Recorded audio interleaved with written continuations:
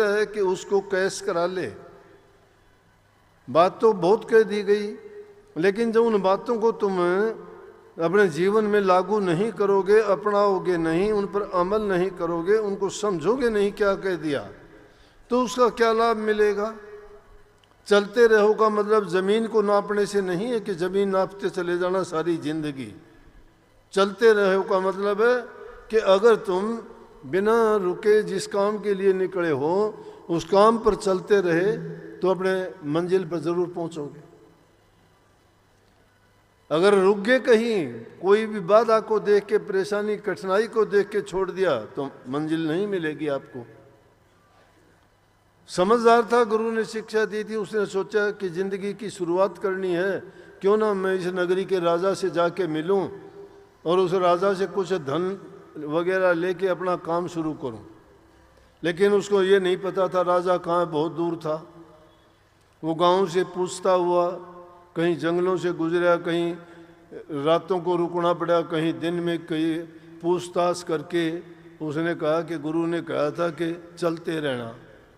मतलब उसने अपने प्रयास को छोड़ा नहीं, गुरु के वचन को आगे रखा कि गुरु ने कहा था मैं चलता रहूँगा, जरूर मिल जाएगा। नहीं, इंसान थक के छोड़ देता है कि छोड़ना नहीं। वो पूछताछ करके उस नगरी में पहुंच गया जहाँ राजा था। लेकिन वहाँ जब पहुंचा तो उसने देखा नज़ारा कुछ और ही था। सब वहाँ मातम छाया हुआ, कोई किसी से बात नहीं करता था, कोई खुशी नहीं थी। वो हालात को देख के समझता रहा तो वहाँ दूसरी बात याद आ गई कि तुम अगर देखोगे, खोजोगे तो पा लोगे, खोजोगे तो पा जाओगे। उसने खोज करनी शुरू की कि कारण क्या है। पूछा किसी से तो उसको पता लगा कि वो नगरी का राजा गुजर गया है, राजा का कोई लड़का नहीं था, अब राजकाज ये कौन संभालेगा। तो राजा का ये हुक्म था, मरने से पहले उसको कारण का पता लग गया कि ये कारण है, इसलिए उदासी है। बोले कि लड़का कोई है नहीं, राजगद्दी पर कोई नहीं है। लेकिन राजा का हुक्म ये था कि राजगद्दी पर वो बैठे, एक कमरा था, उस कमरे के अंदर एक आदमी को बैठा देना, 3 दिन तक उसको बंद रखना कमरे में, और चौथे दिन कमरा खोल के देखोगे तो जो आदमी उसमें से जिंदा निकला वही राजा होगा। अगर वो जिंदा नहीं निकलता है तो राजा बनेगा ही कैसे। उसने देखा कि कोई भी उसमें, एक मंत्री ने बताया कि उसने पूछताछ की तो उसने पा लिया। कहने लगा गुरुजी का दूसरा सवाल पूरा हो गया कि खोजोगे तो पा जाओगे। ये खोज कर ली मैंने, ढूंढ ली बात, तो मुझे पता लग गया उदासी का कारण क्या है। अब वो वहाँ के हालात देखता रहा तो उन्होंने बताया कि यहाँ तो बहुतों लोगों ने प्रयास किया लेकिन वो सब के सब मुर्दा निकले हैं। उसने सोचा क्यों ना किस्मत आजमाई जाए। वो कहने लगा कि मैं करना चाहता हूँ। उसने संदेश दे दिया कि मैं इस कमरे में सोना चाहता हूँ, मुझे बंद करो। बोले कि सोच ले, यहाँ जो रहता है वो जिंदा कभी गया नहीं है, अभी तू बच्चा है, तेरी थोड़ी उम्र है। बोले कि आपको चिंता करने की ज़रूरत नहीं, मेरा इरादा पक्का है, मुझे इसमें छोड़ दो। उन्होंने क्या किया कि उस कमरे में उसको बंद कर दिया। कमरे में जाके देखता है एक पलंग है, एक तलवार है और कुछ सामान वहाँ रखा है खाने पीने का। जाके देखा हालात उसके, उसको बंद कर दिया गया। उसने तकिए उठा के, दोनों 2 तकिए थे बेड पर, वो चादर से ढक दिए और इस प्रकार बना दिया जैसे आदमी सोया है। तलवार हाथ में लेके बैठ गया। भूख लगी, अब 2-3 दिन का काम था। एक दिन गुजरा, 2 दिन, भूख लगी तो सोचा खा लूँ कुछ। उसने सोचा गलत है ये तो, गुरुजी ने ये कहा था कि तुझे खोज करनी है पूरी और जागना है। नींद आने लगी कि खाऊंगा तो नींद आ जाएगी, इसलिए मैं खाना नहीं कुछ भी। जागने के लिए कहा था तो राज था। 2 बात जब पूरी हो चुकी हैं कि मैं सोना नहीं है मुझे, अगर खाना खाया तो नींद आएगी, सामान रखा था कुछ नहीं खाया, पानी तक नहीं पिया। दूसरा दिन गया, तीसरा दिन जब आया तो उसमें एक बहुत बड़ा सांप आया ऊपर से, छत के रास्ते से, और उसने आके ज्यों ही उस बेड पर आया जिसमें वो खाता था, क्योंकि जो भी वहाँ जाता था आराम विश्राम करता था, बैठने की सोने की वही जगह थी।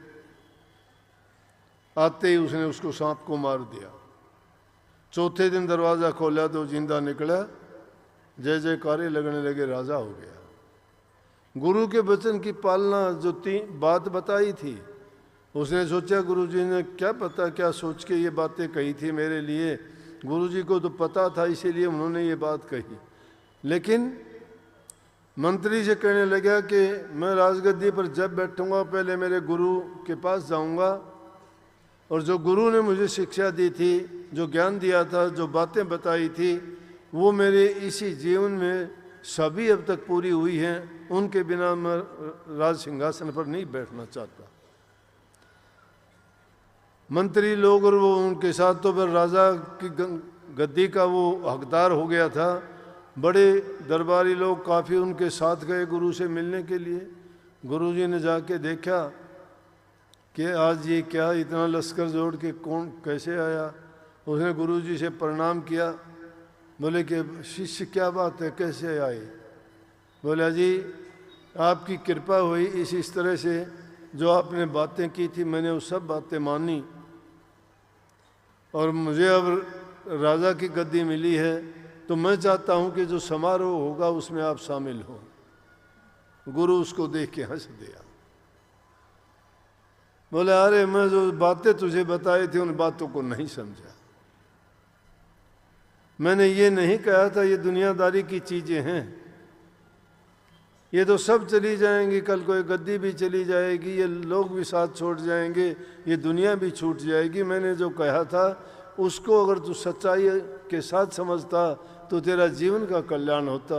ये क्या है राजकाज, ये तो आज है कल को नहीं होगा। आज जय जयकारे होते हैं, कल मुर्दाबाद मुर्दाबाद हो जाएगा। बोले मैंने तुझे कहा था कि इरादा पक्का करके लगो, कि इंसान किस रास्ते पे लगे पक्का इरादा करके प्रभु के नाम के सहारे लगो, और उस नाम को खोजो। नाम के द्वारा नाम तुम्हें वो औजार मिला है जिसको पाके तुम उस मंजिल को पा सकोगे, उस पर चल के। लालदास नाम का भगत है, उसने भी कहा है कि इंसान का चोला तो एक औजार की भांति है, और उन्होंने कहा लालदास उठ भजन कर, आलस उंग निवार, रच बेगाना काम अपना वक्त से ले सुधार।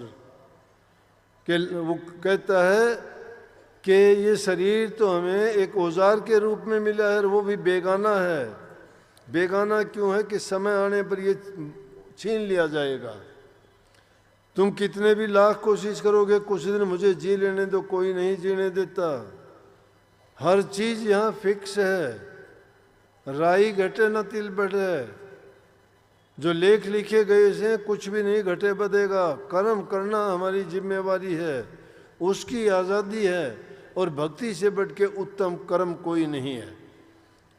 अगर दुनियादारी में भी करना चाहते हो तो उस उत्तम कर्म तक पहुंचने के लिए सीढ़ियां हैं। नेक कर्म दुनियादारी के करना, किसी को दुख नहीं देना, बूढ़े बुजुर्ग माँ बाप की सेवा करना, दीन दुखियों की सहायता करना, वचन जबान से मीठा बोलना, नेक कर्म करना, और उसके साथ साथ प्रभु के नाम का जाप और सुमन करना। उसके जाप के करने से ही हमारे अंतर के पट खुलेंगे। अंतर के पट बातों से नहीं खुलते। लेकिन सच्ची प्रीति गुरु से तो होगी, तो गुरु तुम्हें जब अपना लेगा तो वो तुम्हारे अंग संग रह के साथ खड़ा रहेगा। कैसी भी परिस्थिति आए, कैसे भी हालात आए, जो सच्चा गुरु होगा वो अपने शिष्य को कष्ट नहीं होने देगा। लेकिन शिष्य भी तो ऐसा होना चाहिए कि जिसका यकीन पक्का हो। उस गुरु ने उसको कहा कि ये तो चीज़ें दुनियादारी की हैं, आप समझे नहीं कि इन चीज़ों को छोड़ के अगर खोज करोगे अंतर की, वो रास्ता मिलेगा। लेकिन उसके लिए जागना होगा। जिसको कबीर साहब ने कहा है ना कि सोवतड़े नर गए 84 जागतड़ा न जुग जीता। सो जाना और जाग जाना क्या है?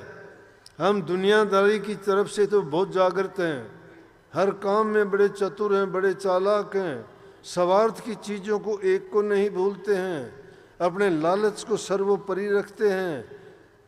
उसके लिए चाहे हमें नीचा देखना पड़ो, चाहे कितनी बदनामी सहन करनी पड़ो, चाहे हमें अपना जो इज्जत भी दाव पर लगानी पड़े, कोई बात नहीं, लेकिन हमारी इच्छा, हमारा लालच, हमारा स्वार्थ वो पूरा हो जाना चाहिए। अरे वो पूरा करके क्या करोगे, क्या मिल जाएगा? वो चीज़ें इंसान के कितने दिन साथ चलेंगी? इंसान में आत्म सम्मान होना चाहिए, अभिमान नहीं। आत्म सम्मान को जिंदा रखना चाहिए।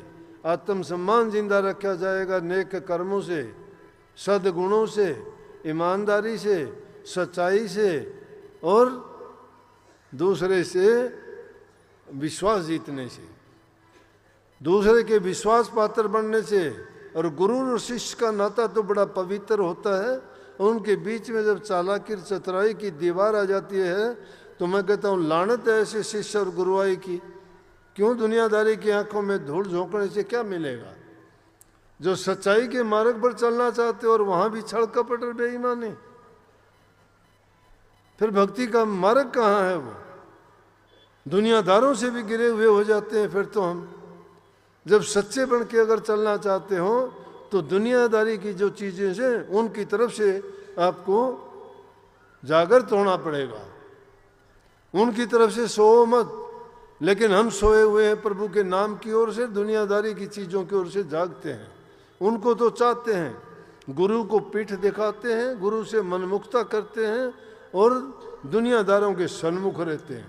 वो दुनियादारों के लोग हमें क्या दे देंगे? 2 दिन की वाहवाही, 4 दिन की झूठी वाहवाही, क्या मिलेगा? जिस काम के लिए निकले थे उस काम में तो असफल हो गए, वहां तो फेल हो चुके हो। मन के अंदर बेशक तुम सोचते होगे कि मैं बहुत अच्छा करता हूँ, 2 आदमी सलाम भी करते होंगे, किसी को ऊंचा पद मिल जाएगा, किसी को धन भी मिल जाएगा, कोई 2-4 डिग्रियां भी हासिल कर लोगे, कुछ नहीं है वो सिर्फ जिस दिन नाता टूटेगा सब छोड़ देंगे, कोई साथ नहीं देगा। लेकिन गुरु तुम्हारे अंग संग रहता है। उस शिष्य को ये शिक्षा दी, शिष्य सही रास्ते पे चला, उसने कह दिया कि मुझे राज का ये पद स्वीकार नहीं है, मेरे गुरु की आज्ञा इसमें नहीं है, मैं राजा नहीं बनना चाहता। प्रजा से, उन मंत्रियों से उसने माफ़ी मांगी और चल दिया। तो सब के सब उसके जितने भी मिलने जुलने वाले लोग थे, उन मंत्री लोगों पर भी ऐसा असर हुआ। वो कहने लगे कि आप राजकाज के काम तो करो, लेकिन वो आप उसी तरह से हम आपके किसी काम में बाधा नहीं डालेंगे। जब आप सही आपके गुरु की आज्ञा के अनुसार उनके ज्ञान का प्रसार प्रजा में करोगे तो हमारा भी उत्थान और कल्याण होगा और आपका भी होगा। सब के सब उस गुरु के वचन के कारण पूरी प्रजा उस सत्य मार्ग पर चली और वो सब के सब अपने जीवन से इतने सुखी थे कि किसी को ना ईर्ष्या थी ना द्वेष थी और पूरे राज्य में अमन चैन शांति थी। दूसरे राज्यों में भी इस चीज़ का इतना प्रभाव पड़ा कि किसी आसपास के राजा को भी उन पर आक्रमण करने की हिम्मत तक नहीं की, क्योंकि जिस पर खुदा मेहरबान तो गधा भी पहलवान। परमात्मा की मेहर जिस पर हो जाती है, कमी किस चीज़ की रह जाती है। और भक्तों को किसी चीज़ की ज़रूरत नहीं पड़ती। क्यों नहीं पड़ती? वो इस चीज़ को, इस राज को समझ जाते हैं कि जिन चीज़ों के लिए हम इतने तड़पते हैं, इतने इनके पीछे भागते हैं, ये चीज़ें सब यहीं रहने वाली हैं। जब जाओगे एक लंगोटी भी साथ नहीं जाएगी, 1.25 गज का कफन देते हैं, वो भी उतार के फेंक देंगे, कुछ नहीं जब जाने वाला। ये तन खाक में मिल जाएगा, एक दिन मिट्टी में मिल जाएगा। ये आज कुछ दिखाई देता है, जिसको लीपते पोतते सजाते हो ना, जिसके लिए अच्छा खाना करते हो, धोखाधड़ी छल कपट बेईमानी का लेके इसको पालते पोसते हो, तो जो ईद को बकरा काटा जाता है उसकी तरह से उसमें इसमें ज़्यादा अंतर नहीं रह जाता। हम और क्या करते हैं? प्रभु का नाम हमारी जबान पर नहीं है, हमारे मस्तिष्क में वो ख्याल और विचार नहीं है जिसने हमें उत्तम शरीर दिया। मनुष्य का चोला मिलना इतना आसान नहीं है। और ये चोला जिसको मिल जाता है और वो उसको कौड़ियों के भाव गवा देता है तो उससे ज़्यादा मूर्ख नहीं है। हमारे शास्त्रों में इसी बात को तो बार बार गाया गया है, भई प्राप्त मानस दे हरिया, गोविंद मिलन की ये तेरी बरिया, और काज तेरे किते न काम, कर साध संगत भज केवल नाम।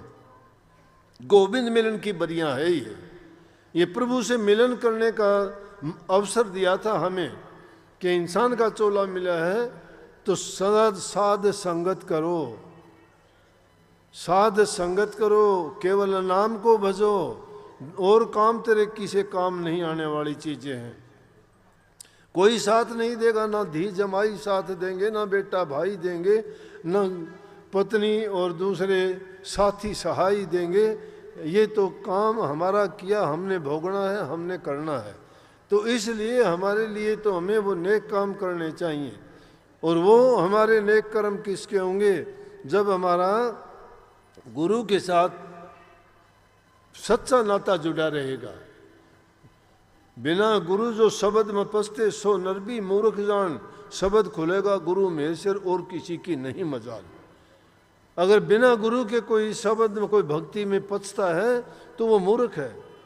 अगर उस शब्द को हासिल करना चाहते हो, रास्ता तभी खुलेगा जब गुरु से तुम्हें वो भेद मिलेगा, गुरु की मेहर मिलेगी, गुरु का आशीर्वाद मिलेगा, गुरु का प्यार मिलेगा। गुरु जब खुश हो, गुरु प्रसन्न, सब जगह रूठे तो भी उसका रोम न टूटे। गुरु प्रसन्न हो चाहे सारा जग रूठ जाए तो भी उसका बाल बांका नहीं हो सकता। लेकिन गुरु को तो तुम एक तरफ कर देना चाहते हो, दुनियादारों को खुश करना चाहते हो। दुनियादारी के खुशी वाले क्या देंगे? क्या है उनके पास? क्या है उनके पास? 2 पैसे दे देंगे, 2 दिन राम राम कर